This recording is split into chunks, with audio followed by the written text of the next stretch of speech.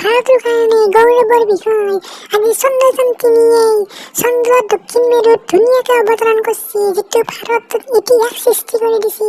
আজি আমাৰ মনটো বহুত ভাল লাগি আছে। এই চলিয়াত ভাৰত মাতা কি জয়, ভাৰত মাতা কি জয়। স্যাৰ, চন্দ্ৰযান-3 সফলতা পোৱাৰ কাৰণে মই কবিতাৰে শুভেচ্ছা দিব খুজো স্যাৰ। মই নিজে লেখা কবিতা এটা পাঠ কৰিম। এই চলিয়াত ভেকলাই ধুনীয়া কবিতা এটা মাতি শুনাব দেই, ভালকে শুনি থাক। মোৰ কবিতাটোৰ নাম হৈছে ভাৰত গৌৰৱ চন্দ্ৰযান-3। ওপৰে গেৰুৱা মাজত ফুলা তলত শ্যামল আছে, বগাৰ মাজত অশোক চক্ৰৰ চিত্ৰ, ভাৰতৰ জাতীয় পতাকা বিশ্বত জিলিকি আছে। চন্দ্ৰযান-3 গৌৰৱ কঢ়িয়াই আনিলে, আনে নোৱাৰা কাম ভাৰতে কৰি দেখুৱালে।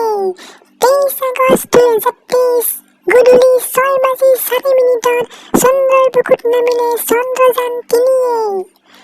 গৰ্ভত 5 মহীয়া সন্তান লৈ অসম জীয়ৰী নিধিহৰ মাই অসমবাসীক কৰিলে ধন্য।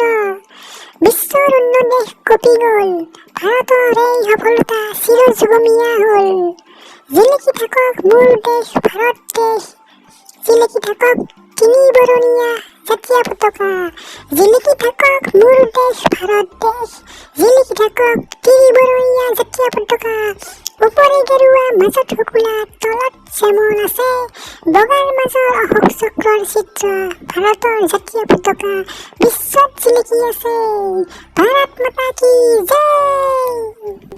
বাহ বাহ ভেকলা, বাহ বাহ, তোৰ কবিতাই মন চুই গেছি দেই, মন চুই গেছি। ভাৰত মাতা কি জয়।